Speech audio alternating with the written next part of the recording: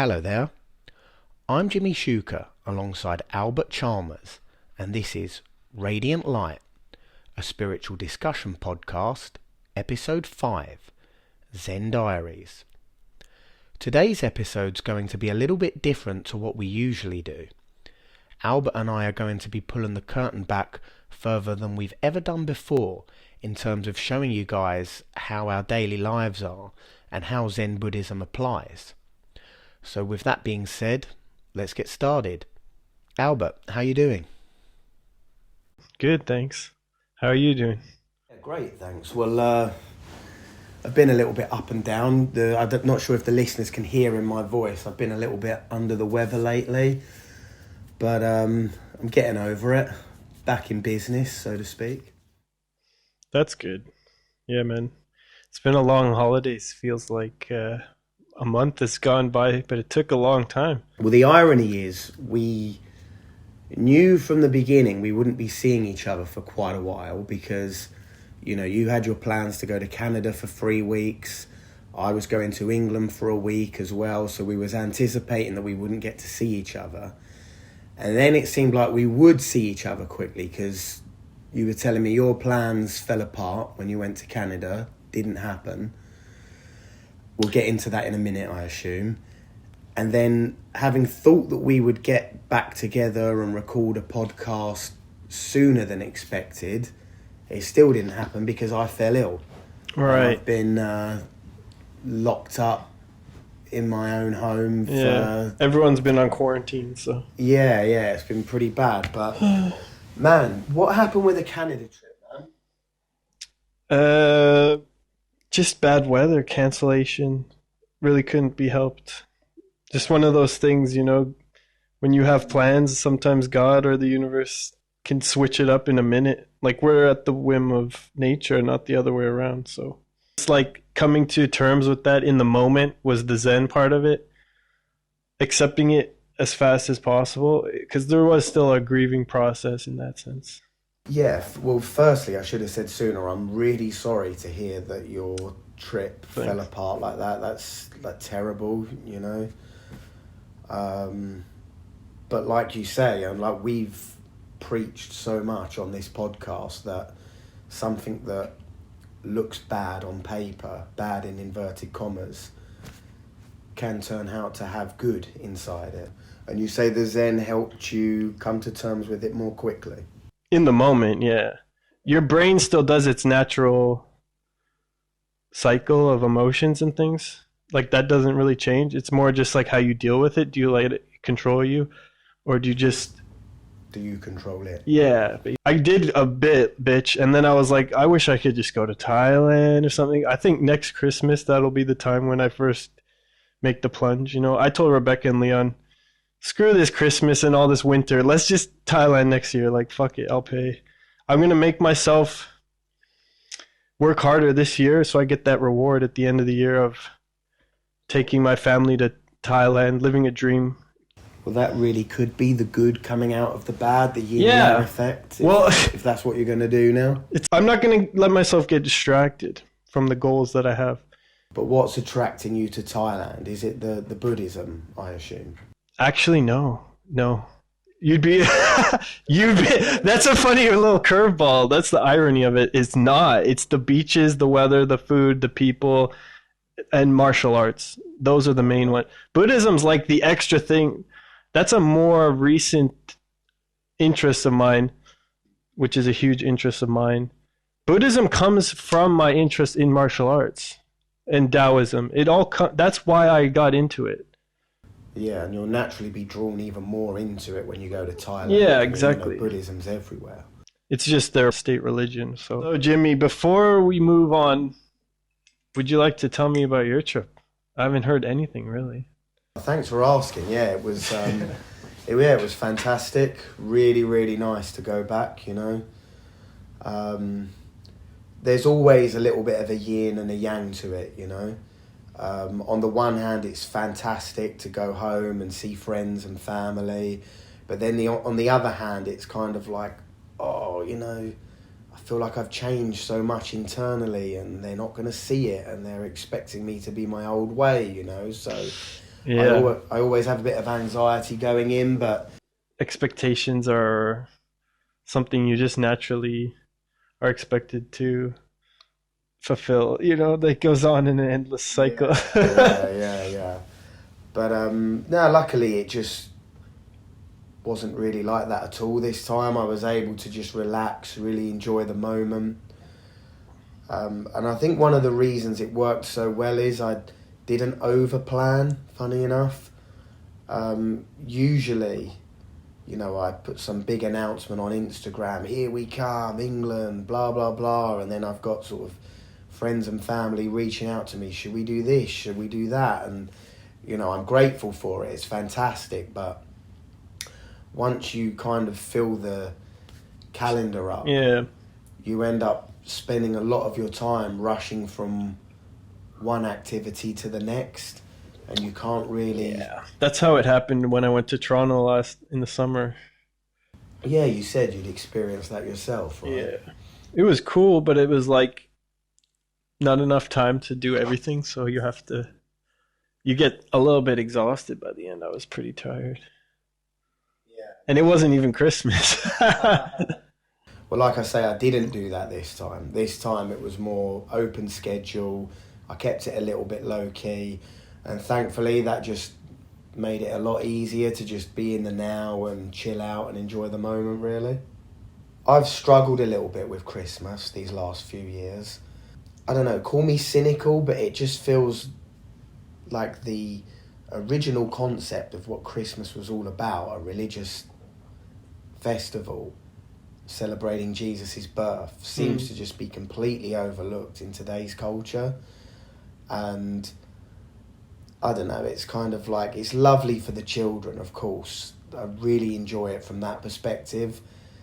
But it's also like, well, we're not really being religious, are we? It's just Western capitalism, and it's true.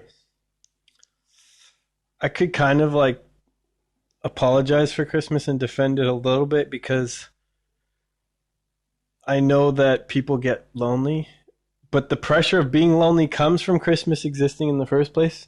So it's like a cycle of making people feel lonely and then giving back to them. But it's like, as long as you do it for the right reasons, like in a way that Jesus or Lao Tzu or Buddha would preach, that you should do things without expecting something in return, you know? And that's where you have to fight against the commercialism by being generous in a sense. But it's hard to play that line. It's hard to walk that tightrope of, am I feeding into the commercialism or am I, you know what I mean? They kind of fucked it up. Who did that though? The people and the CEOs and stuff who gain a lot of billions of dollars every year from it. That's not the fault of the initial, like you said, the concept of a baby Jesus, gifts giving, and the wise men, and all those are beautiful things to give to children. You shouldn't deprive your children of that just because the agents came in and stole all that. I even like Santa Claus and all that just because you can play fairy tale like, oh, so what if Jesus is real or isn't real? As long as we feel that feeling of love and charity and the good vibes, then I can accept it. But I think people still need something like that to anchor the community. And I'll give you an example of how Zen helped me with this. So I went to Leakia, the toy shop, to do some Christmas shopping for Ebba in the run-up to Christmas. And immediately, I felt like a child myself. I'm just completely overwhelmed with, I want to buy everything in the shop and make it perfect for her. Like, what's the point of getting one? You need the full set, blah, blah, blah. These kind of thoughts are coming to mind. And it was pretty overwhelming. And the initial trip to the toy shop was more of just a planning exercise. I promised myself I'm not just going to buy a load of things in the heat of the moment. I need to then leave the toy shop, have a day or two go, but and then think about it. And the ridiculous thoughts that were running through my mind of, you've got to get this one, you've got to get that one, you've got to complete the set for her and this and that. And then after a while, when I got over that, and I thought about it from more of a Zen perspective. I thought, well, what's the more mindful thing to do? And it's like, well, choose one or two really nice toys that you really think and know that she will appreciate, and that is also the best that you can afford. Yeah. You know, that for me would be mindful shopping. And conscious consuming. Yeah, conscious consuming. Yeah, that's a good way of putting it. It seems a little bit stating the obvious now to put it that way, but I don't know, sometimes Zen kind of helps you with these clear things. It helps kind of clear the weeds in your mind. Yeah, you know? it makes it clear in the decision process, not an impulsive decision or something. So another subject that Albert and I would like to really pull the curtain back on now is the middle way that we talked about a couple of episodes ago.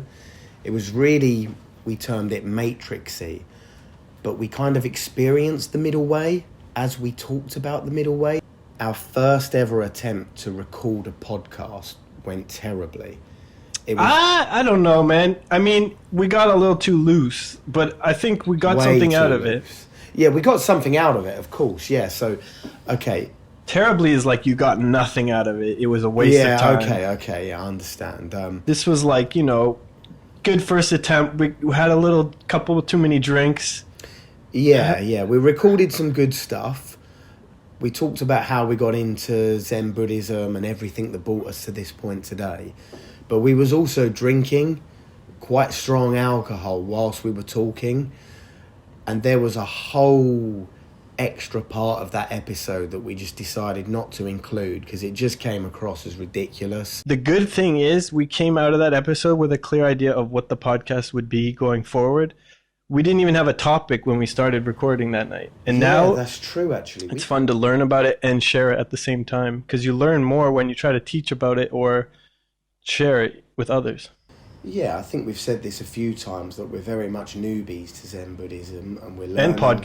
And podcasting as well, yeah, and we're learning on the go very much so. It's just been really enjoyable to do this, and you don't realise how much you're going to learn until you do step into the process. Anyway, so where the matrixy topic kind of fits into this, episode 2 we recorded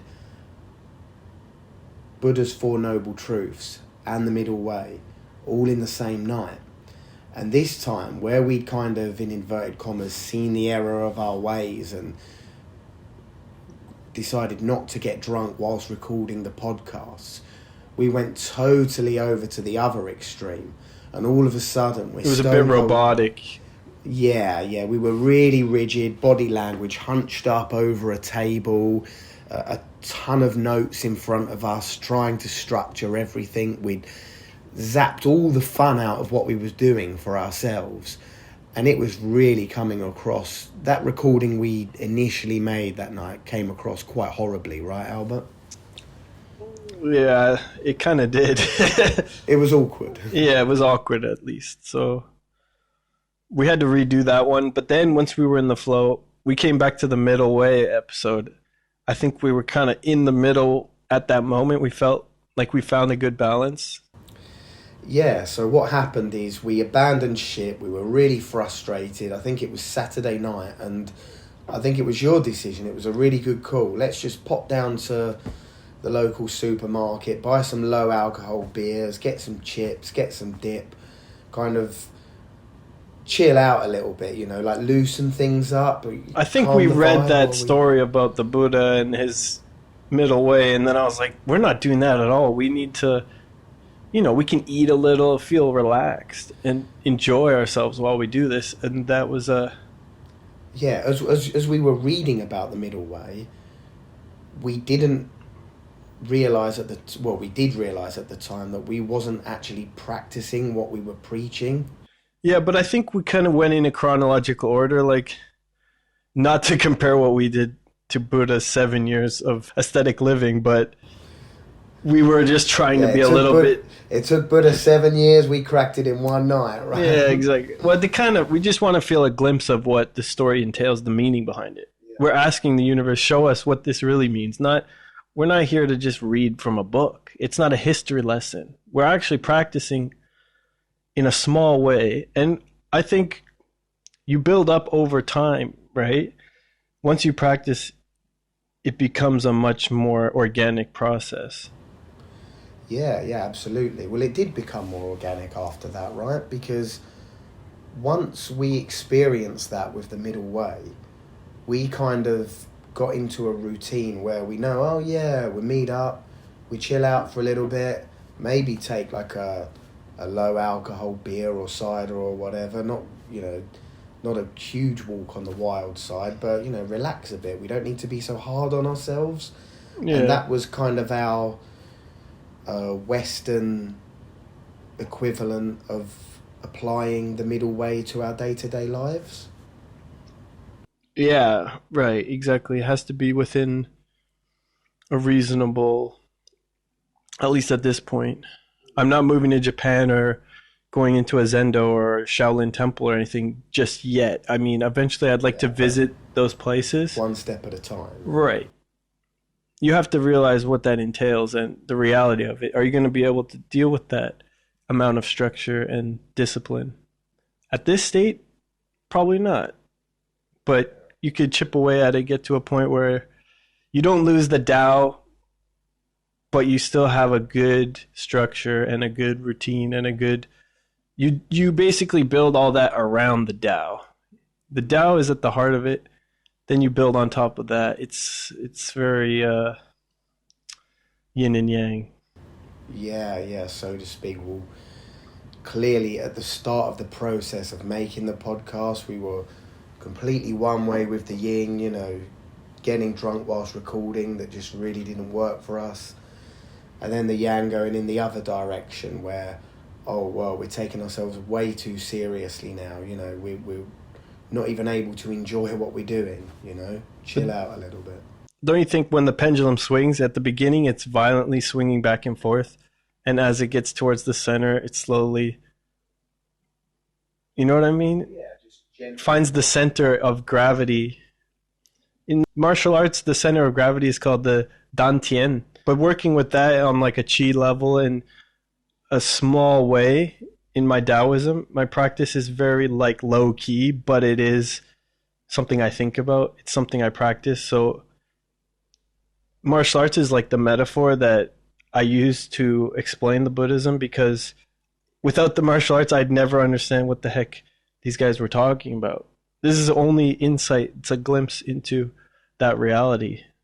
Okay, so the next quote-unquote matrixy thing that happened to us during the production of these podcasts, and this was actually, I'm going to reference the moment where I first had the idea of doing a Zen Diaries type of episode. I was listening back to The Way of Water, episode 4, and we were talking about how when something quote-unquote bad happens, it might not necessarily be a bad thing. Like, when you made the reference to the story of this happened, maybe it's bad. That happened, maybe it's bad. Yeah.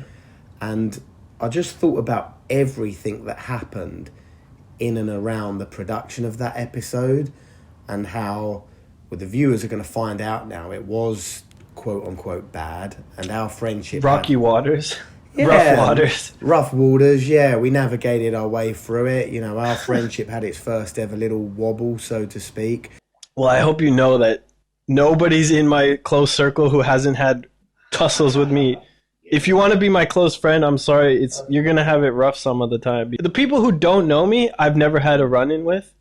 The people who want to get in, they have to get through the rough waters. That's the way. I don't know why, but it's just that way. Yeah, but that's what friendships are all about, man. Come on, it's all about, the good times and the bad times, It's not always rainbows and unicorns, But yeah, ironically, as this quote-unquote bad thing that happened, by the end of it, we ended up getting a whole new motivation for ideas that we could implement with our podcast. We recorded the episode Way of Water, and then we arranged to meet up and do the editing for, polish it up, get it ready to go on YouTube. And you had a bit of a hangover, and I was sitting there so disappointed because I really wanted to do that editing that day, and maybe to my own detriment that I was so fired up for it. But we ended up with me kind of just sitting there making notes on how I felt it should be edited, and you basically nursing the hangover. And then I kind of left a little bit bent out of shape, and we didn't speak for a couple of weeks. It was a bit awkward, right? At one point, I was so upset about all of this that I'd said, I don't want to do the podcast anymore. And You said you didn't want to be doing the podcast, but you were cool with me editing this last episode or whatever. Something like that, yeah. And it was a bit childish. That was really an example of my inner child coming out. Like when I was a kid, when things go wrong, the first thing I do is break my own toys, the things I work so passionately on to build. But it probably shows that you actually cared about it in a way that was childlike, which I respect. As a person, I always try to bring out the inner child of people, but I also realize that comes with, a different side. So I give you like a lot of understanding as long as you give me the understanding back. You know what I'm saying? Absolutely, yeah. And then when I kind of got over myself a little bit, we got speaking. I said to you, look, of course I want to carry on with the podcast. Yeah, once you said you wanted to do it, I just did it the next day, like right away I finished it up because I was kind of going slowly just to see how you felt. At that point, I wasn't sure because I was like, if he doesn't want to do it, will I continue on or will I just do something else? And then you said you wanted to do it, and I was like, all right, it's on. You were being very Taoist, weren't you? You were sitting there quietly, minding your own business, just waiting to see how I'd react. Yeah. So, you put the Taoism into good effect again. Once we actually met up again, by the end of all that, and talked as friends off the podcast about what had happened, I kind of said, well, there's no real putting the genie back in the bottle now. We can't just meet up in Oskarshamn and complain about our circumstances and, I don't want to do this, but I have to do that, etc. When we really could just be putting our art to good use and doing something about our circumstances and making podcasts and YouTube videos. And you can't put that genie back in the bottle, so to speak. It's like Joe Rogan says about the inner bitch. You got to sit down, You got to tell your inner bitch what's what, Take control of it. And we've all got that inner bitch. I mean, I think that's the same thing as what I referenced earlier, the inner child, right? Same kind of concept. No, because the inner child is what makes us want to do this in the first place. We're having fun because we like to do it. And that's what when you ask a kid, what does he want to do? He'll tell you what's fun. What he wants to do is have fun. So we have to do what's fun. But at the same time, the inner bitch comes along and says, you don't want to do that. You don't like this. You don't need that. You just want to sit at home, watch TV, get fat. I spent 6 months no kickboxing because of my inner bitch. And it was somebody else. I projected my shadow on them because they spoke in a disrespectful tone, I thought, and they were being disrespectful against my culture and my... Was somebody at the gym, yeah, no naming names, but I saw that guy and I thought, I don't want to be around this guy ever, like never in my life. But it deprived me of what I love, and so, unfortunately, the inner bitch found a way of manipulating me into saying no to something that I love, which is a failure, really. So now I have a whole new appreciation for it. Having a month off of kickboxing in this Christmas holidays, it's really not something I enjoyed, but I realized how I appreciate it now, because after 6 months of not doing it, then starting again, and then being told you have to take a month off, it made me realize I need this. But is there anything you want to talk about now? Is future goals something you want to talk about now, or do you want to just let it play out? Well, like I spoke about on that interview, the real big, this is a big life goal. This is like a 10 years goal, is to eventually live in Thailand. Yeah. It's a Buddhist country, it's a hot country. when I was a child, a child and also a teenager and a young adult, I always dreamed about living in a country that's not my home. And I really... Which you've done. Yeah, I have done it, yeah, but it was just because it's ironic how it came about, you know. I always planned to do it. I said I was going to be a holiday rep in Spain, didn't have the guts to see it through. Oh, I'm going to go and get a working visa and live in Australia, didn't have the guts to see it through. And then ironically, as fate would have it, and I met Joanna and we had Ebba, oh look, you know, my circumstances have just led me to living in Sweden. And now, of course, I'm going to stay living in Sweden because I'm here forever. So, you know, I want to be here, but even if I didn't want to be here, I can't back out of it now because she's depending on me. But I would like to, you know, once Ebba's a fully grown adult and she's a bit less fussed about what I'm doing with my life, it would be amazing to actually take the decision for myself to move to a Buddhist country and a hot country, like I just said, as my own personal choice, rather than just, oh look, it kind of played out that way. You know, I feel like that would be quite satisfying and fulfilling to do. And it's a bit like we said earlier about you can't put the genie back in the bottle. Like, as much as I love England and I love going back there for a holiday and seeing all my old friends and family, it's like there's something about living in a country that's not your own home that just makes that little bit of everyday today life a little bit more challenging than it otherwise would be.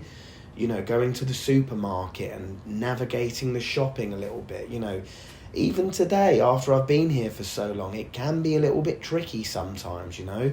I like to say my Swedish is fluent, but, you know, I'm getting tripped up here or there, you know. It's really not your first language at all. Yeah, exactly. And it's not my first culture. They think very differently to how we think back in London. And, you know, there's always new ways to be challenged, etc. So, yeah, to answer the question, you know, that's the big one, really. And I don't want to force it. It would be very non-Zen to try and force it and make it happen quickly and upset Ebba and mess up my whole life. Just naturally enjoy the now, enjoy the process of living in Sweden.